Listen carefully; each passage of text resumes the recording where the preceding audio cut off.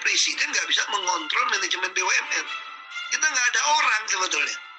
Tapi Peruri gendeng juga, masa minta 500 miliar? Itu BUMN juga, itu sama aja udah dapat Pertamina nggak mau kerja lagi, tidur 10 tahun, jadi ular sanca, ular piton, saya bilang, ini lagi mau nawar lagi. Saya pikir nggak masuk akal kalau gitu kelola seperti itu. Jadi persoalannya kalau saya jadi dirut, ribut, kadrun-kadrun mau demo, mau bikin gaduh lagi republik ini gitu loh. Tentu kita lagi ubah juga, sekarang kita kerjakan perlu transparansi. Hampir semua berita lelang ada di website. Soal mereka mainkan di dalam masih terjadi. Harusnya Kementerian BUMN itu dibubarkan sebetulnya. Ketika Ahok bongkar bobroknya perusahaan BUMN. Pertamina udah aman-aman, nyaman-nyaman kok masuk komun di brengsek satu nih. Ahok mengganggu keharmonisan. Ahok itu sama saja membuat kekacauan, kekisruan. Kalau nggak ada Ahok kan nggak ada yang ribut. Komisaris Utama PT Pertamina Persero Basuki Cahayapurnama alias Ahok secara belak-belakan membuka tabir di balik layar PT Pertamina. Awalnya, Ahok bercerita tentang posisi dia yang sesungguhnya di perusahaan plat merah tersebut. Seperti diketahui, posisi Ahok di PT Pertamina ialah sebagai pemegang jabatan komisaris utama yang bertugas mengawasi kinerja para direksi. Akan tetapi, secara mengejutkan, Ahok mengatakan jika dirinya bukanlah pengawas, melainkan eksekutor. Saya ini eksekutor, bukan pengawas sebetulnya. Komisaris di BUMN itu sebetulnya itu ibarat neraka lewat, surga belum masuk. Adapun alasan ia mengibaratkan seperti itu, karena semua keputusan Rapat Umum Pemegang Saham atau RUPS yang menentukan Key Performance Indicator atau KPI, yakni penilaian kerja Dewan Komisaris dan Direksi, dilakukan di Kementerian BUMN. Menurutnya, Kementerian BUMN seharusnya dibubarkan dan membentuk semacam temasek, yakni penggabungan dari holding-holding BUMN yang akan menjadi super holding dan diberi nama Indonesia Incorporation. Harusnya Kementerian BUMN itu dibubarkan sebetulnya. Kita harus membangun semacam temasek, semacam Indonesia Incorporation. Terkait dengan jabatan di BUMN, Ahok berpendapat jika beberapa direksi Pertamina ada yang bermain aman dengan melobi menteri, bahkan ia menyebut jika para komisaris di BUMN sebagian adalah titipan dari para kementerian. Dia ganti direktur pun bisa tanpa kasih tahu saya. Saya sempat marah-marah juga. Jadi direksi-direksi semua mainnya yang penting lobinya ke menteri. Karena yang menentukan menteri. Komisaris pun rata-rata kan titipan dari kementerian-kementerian.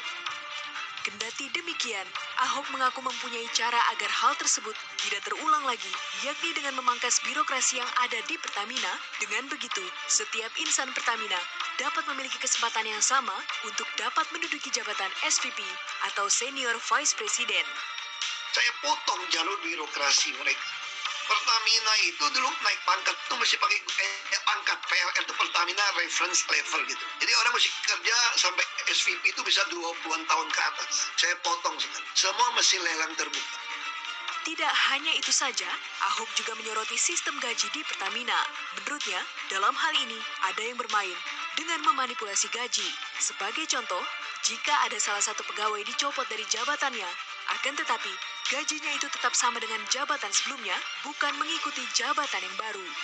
Orang yang dicopot misalnya dari jabatan direktur utama anak perusahaan, misalnya gaji 100 juta lebih, masa dicopot gaji masih sama? Alasannya dia sudah orang lama. Ya harusnya kan gaji mengikuti jabatan Anda. Tapi mereka bikin gaji pokoknya gede-gede semua. Jadi bayangin orang kerja sekian tahun bisa gaji pokok 75 juta, dicopot nggak ada kerjaan pun dibayar segitu. Dikasih jabatan gila aja nih. Terus alasannya bisa dituntut. Nah itu yang kita lagi ubah sistem itu. Di samping itu, Ahok pun merasa kecewa terhadap perusahaan BUMN Peruri. Hal itu dikarenakan perusahaan BUMN yang bergerak di bidang percetakan uang ini meminta uang sebesar 500 miliar rupiah pada Pertamina untuk proses paperless yang menurutnya tidak masuk akal. Lalu sekarang saya lagi paksakan tanda tangan digital. Tapi Peruri gendeng juga. Masa minta 500 miliar untuk proses paperless di kantor Pertamina. Itu BUMN juga. Itu sama aja udah dapat Pertamina nggak mau kerja lagi, tidur 10 tahun. Jadi ular sanca, ular piton saya bilang. Selain rasa kekecewaan terhadap Peruri, mantan Bupati Bangka Belitung ini juga merasa kesal saat rapat dengan para dewan direksi mengenai kilang minyak, di mana dalam rapat tersebut Ahok sedikit terpancing emosinya. Menurut pengakuannya, hal itu sengaja dilakukan agar emosinya keluar, sehingga dapat dilapor kepada Presiden sebagai pengganggu keharmonisan. Tapi nanti saya mau rapat penting soal kilang. Berapa investor yang udah nawarin mau kerja sama, kalian diemin. Terus yang udah ditawarin, kenapa tolak? Terus kenapa kerja seperti ini? Saya lagi mau auditing. Tempat saya emosi juga kemarin. Nah, mereka mau mancing saya emosi. Kalau saya emosi, laporin presiden apa? Ahok mengganggu keharmonisan. Rasa kesal Ahok tidak hanya pada pembangunan kilang minyak saja, tetapi pada hutang Pertamina yang ingin mengakuisisi ladang minyak di luar negeri. Menurutnya, lebih baik melakukan eksplorasi di dalam negeri karena di Indonesia masih memiliki 12 cekungan yang berpotensi menghasilkan minyak.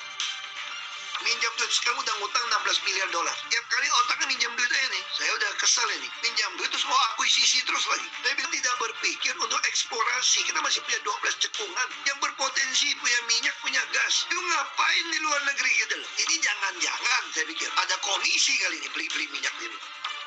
Seperti kita tahu, bangsa ini tidaklah kekurangan orang pintar, namun kekurangan orang jujur. Setidaknya kita masih bisa